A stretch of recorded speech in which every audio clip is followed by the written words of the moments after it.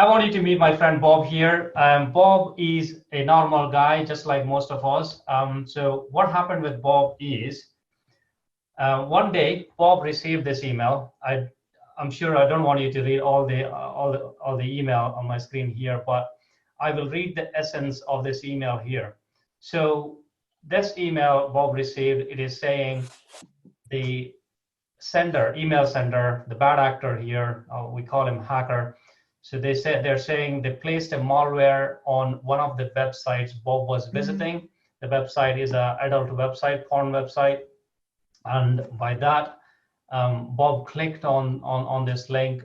They placed the malware, and they managed to hack his PC, and they managed to get all the contacts from his email and Facebook, and they are asking Bob to pay $3,900 via Bitcoin, and they're saying that Bob has 24 hours. And they're also saying they recorded the video of Bob watching this porn or adult content, and if Bob don't pay the money they're asking for, they would send the video to all the contacts on they exfiltrated from Bob's PC, right? This is a scary email, and this is actually many people have received, and many people have fallen for this scam. And this email, especially here, it's a genuine email. One of my friend received. I just changed the name, and the scary thing about this email is they are saying they hacked the PC, and to prove that, they're saying they're providing Bob's username and password, right? And even further scarier thing is that is the username and password Bob would use on many different websites. That is the actual Bob's password. And Bob is wondering how the hell these guys got my password. And some of you might be wondering the same. And some of us got these emails in the past as well. So let me tell you something else that happened very recently, right? I'll show you what happened recently. If you remember, this news is like 4 or 5 days old. EasyJet was recently hacked. They were breached, and they were saying 9 million people's personal records were stolen. So their emails and their their addresses, whatever the details they have on the file, they were stolen, right? Even including a couple of thousands of people's credit and debit card information was stolen too. So if you put two and two together, now you know how the bad actors get these details, your email addresses especially. Not exactly via EasyJet data breach here, but there are tons of data breaches out there already, including LinkedIn, Twitter, Target, Sony, you name it, there are tons of them. So what happens is many of these popular websites may be storing their passwords in a secure way. They're hashing or encrypting the passwords. But some of the websites, for example, I may be a member of an online forum, maybe a Volkswagen camper van owners club or something, and then I may be moved on with life, but I left my username and password there. These forums are set up for usability purpose, but not security in mind.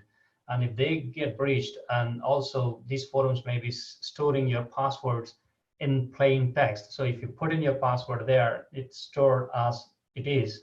And when they get breached, and that's how the bad actors get to know your details.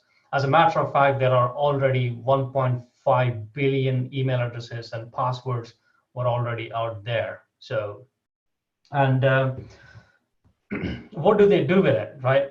So when somebody get your details, like what they did to Bob here, that's exactly what they do. They would send you emails. They would try social engineering on you. They would try to break your conscience, right? So social engineering either via phishing scams or phone scams or one of these scams. Phishing scams, you may have seen them. You may have already seen them if you open any online banking app just now. there is a warning saying, be aware of the TV licensing scam just now, which is quite popular just now. So some of the phishing scams may look like this, and some of us may have already seen.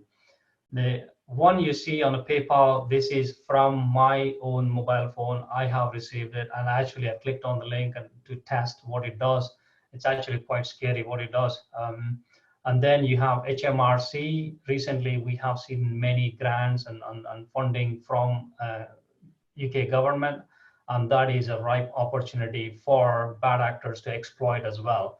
And when you click on these links, actually the landing page you would go on to looks exactly similar to HMRC, and many of us may not even double check the URL at the top, and that's how we fall for this scams.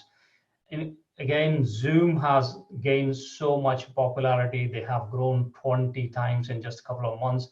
That means there is tons of opportunity again for bad actors to register Zoom related domains and send fake meeting requests, hoping that somebody would click on the link. When they click on the link, either they're trying to steal your details, your personal details, or they're trying to download a payload, a malware virus onto your PC, right? End of the day, the bad actors, what they're trying to do is their end goal is trying to steal your money. That's it. Most of these incidents are financially motivated, right? So, and why would they do it? Why would they do social engineering instead of trying to hack into your account, right? Trying to hack into your PC. Hacking into your PC takes a lot of time and effort, and it takes a skilled professional. But social engineering relatively is easier. To break human conscience is relatively easier than hacking into your PC. So that's why they do this. And many times, often they are not sophisticated. They are not targeted at you. They are sending these emails. So if they get hold of a data breach, data from a data breach, there may be 9 million people on the list. They're sending these phishing emails to 9 million people. In fact, if you look at EasyJet press release as well, they're warning people to look out for these phishing scams. So that's how it happens, right? You may have seen in the movies hacking, the green letters on a black screen flying everywhere else. But in real life, on numerous occasions, or almost every time, it's not as glamorous as that. It's boring, right? So, as I was saying, just to give you a scale of this phishing emails, Microsoft, which is one of the biggest email provider, and Google, another one, is Microsoft processes around 500 billion emails every single month, and they're saying on an average 0.7% of those emails, which in turn is 3 to 4 billion emails every single month are phishing emails.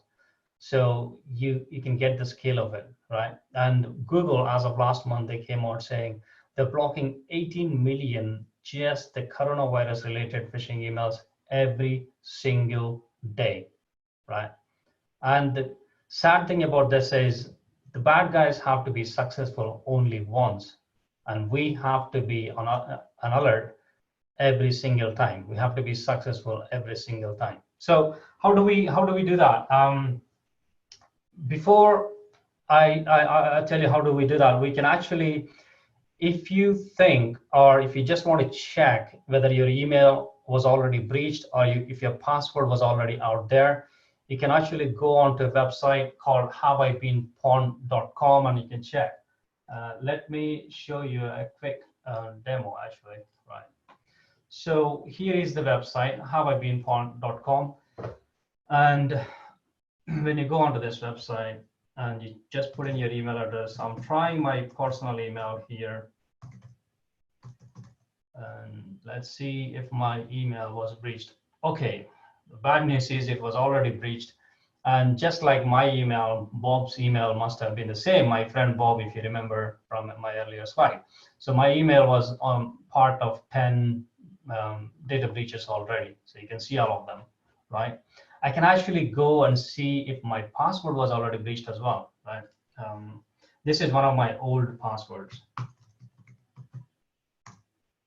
Okay, this was seen 2 times. So for you, you can go onto this website and see if your email was breached. And if it did, I would encourage you change your passwords, which I will show you in a second. Also, when I talk about passwords, you can go onto another website called My One Login, or there are a number of different websites which can do this for you. But here I'm using My One Login as an example, right? Passwords are pain in the back, right? Every website has a username and password, and we have to remember tons and tons of passwords. So that's why people use the same password, like my friend Bob did earlier. He uses the same password across every single website he has to set up a password for, right? Or we use the same password with a last letter, different last letter, maybe password 1, password 2, password 3, something like that. You get the gist. Not exactly password 1. But how strong is your password? You can check here, right? Let's see.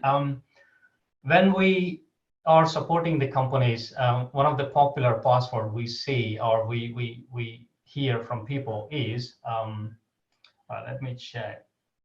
Okay, somebody asking questions. I think that's good. So, okay, one of the interesting password is Aberdeen, because we are in Aberdeen, or Aberdeen 1. Let's see how long does it take to crack Aberdeen 1. 0.48 seconds. Right, that doesn't even take a second to crack this password. Scary, right? And some people use QWERTY, and it literally takes 0 seconds. Password 1, right? So you can go and check your password here and see how strong it is. Ideally, your password need to be, let me try one of my new passwords. Right. 61 centuries to crack my password. I don't think anybody in this world has that much time on their hands, right? So, and at least, and it is saying it takes all the boxes here, lowercase, uppercase, numbers. But having these complex passwords is challenging, and remembering these passwords is challenging, right? Again, as I said, passwords are pain in the ass, pain in the back. Sorry, excuse my language. So how do you do that? How do you make it easy for you?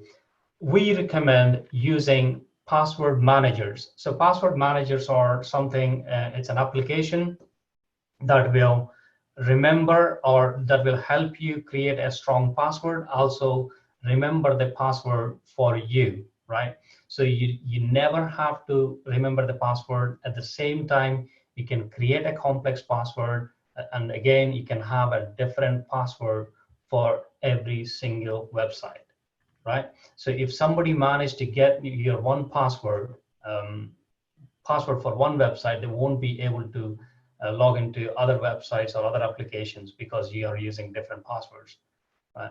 I can show you a quick demo of that one as well here, right? So as you can see, there are a number of different password managers: LastPass, Dashlane, 1Password, tons of them. But I've been using LastPass here for years, and I like it. It's really good.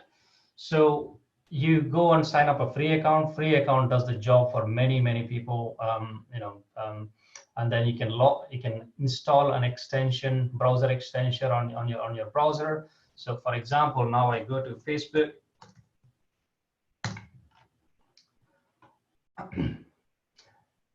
Right, let me log out first. Right, okay. So now I go to Facebook, and now since I have the LastPass here, it has remembered my password, and it is saying, you want me to put in these details. So I would just say yes and log in. There you go. And once I go there, how do you create a strong password if I want to change my password, right? Go into the area where you would change the password, and then you go there and new password. So you go to the extension and say generate a secure password. And this is the password. Copy, paste here. And that password, these are not the passwords we would usually create on a day-to-day basis, right? If we have to create on our own, because we can't remember them. So that's how the password managers will help you. Once you create and change this password, the application LastPass here will remember that password, and next time when you go back to Facebook, it will help you. This is not only on the desktop. These password manager applications are on mobile phones as well. And as you can see, I'm not sure, yeah. As you can see, all my passwords are in there, right? So if you're, let's imagine if you're sitting on a public transport and somebody is looking over your shoulder, and you have to put in your password. If you type in on your mobile, they can figure it out what your password is, right? But having the password managers, you don't need to type it in. You may have seen this already on Apple iPhones. Apple's offering Apple's keychain password manager. So, but these password managers here, they work across different platforms on your mobile, on your laptop, everywhere else. So that's another suggestion, right? If you can walk away from this presentation with just two things today, these are the two. Use a password manager, and you enable two-factor authentication on every single login you may have. And most of the applications now, like Facebook, LinkedIn, PayPal, Amazon, your Nest, or most of them support two-factor authentication. What is it, right? In layman terms, it's two different ways of authenticating and saying who you say you are. So something you have, something you know, something you are, right? One of those two factors. Something you know is your password, and something you have is, it could be your passport, your biometrics, or something like that, some biometric card, or some other identification card, right? But with online services, you can't really show your passport. So it doesn't really work. So you put in your password, and then you would set up in a way that you would either receive a text message on your phone with a 6-digit number, or you may have an authenticator app on your phone that has 6-digit number. You may have seen this with your online banking. Every time you try to transfer money to somebody else, your bank will send you a text message. So that's the two-factor authentication, right? And set it up to your Facebook, your LinkedIn, whatever the logins you have. This will improve, just these two steps will improve your security by miles. When I say miles, it absolutely does, right? What two-factor authentication does finally is, even though if somebody managed to get your password either via a breach or a social engineering trick, they still won't be able to log in, because they still need this 6-digit text, 6-digit number, right? And that number changes every 30 seconds or 60 seconds, depending on the number, depending on the service, right? So those two, and don't click on the links on the emails. If you don't know the person, if you're not expecting the email, just don't click on them. Usually these phishing emails are asking you to click on a link urgently. They're saying either your TV license is expiring, either your Facebook password is expiring, your Office 365 is expiring. These messages asking for an immediate action and attention, and you should question yourself when you get emails like that, and double check the URL it is pointing to. So bottom line is, don't click on them unless you're absolutely sure it is a genuine email, right? And a couple of other things to keep note, and to wrap up this presentation here, is social media. Please be careful of who do you accept on social media, who do you add as friends on social media, and also what information do you post. Don't try to give too much information away, personal information that is. If somebody is trying to target you, a sophisticated attack, they can grab so much information from your posts, your photos, and things like that. So, and when you post something, double check the privacy settings on post, who can see your post, right? Online shopping, again, shop at the reputed websites, look for secure sign on the websites, and also if you can, use a credit card or a prepaid debit card rather than your debit cards, because most credit cards come with some sort of online insurance, and also there is a limit, so that will reduce the damage if the worst has to happen. Online banking, don't share your logins with anybody else. Telephone scams, this is something, you may have seen this before. Somebody calling and they're saying they're calling from Microsoft or Google to fix your PC or to fix your MacBook, saying calling from Apple. These guys from Microsoft, Apple, Google, they're never going to call you to fix your PC, just end all, right? Be aware of that. Be aware of these scams. Not just you. Please let your parents and your kids, everybody know there are vulnerable people who unfortunately fall for these scams. I'm not sure if you have seen BBC program recently. They busted a company in India who was doing these scams, right? So software updates, keep your software, your laptops, your phones all up to date. Make sure you have a good, decent antivirus software on your laptops, and also it is up to date. Make sure your phones have a lock, screen lock on them. Again, your laptops have some sort of login on them, right? So that's my presentation. There are some free resources available here. NCSC puts out some great content for NCSC is National Cybersecurity Center run by UK government. They put out some great content, as you can see on my screen.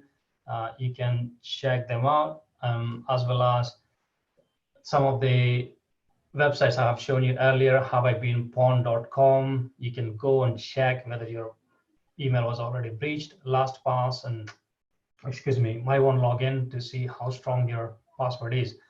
I hope that has helped you.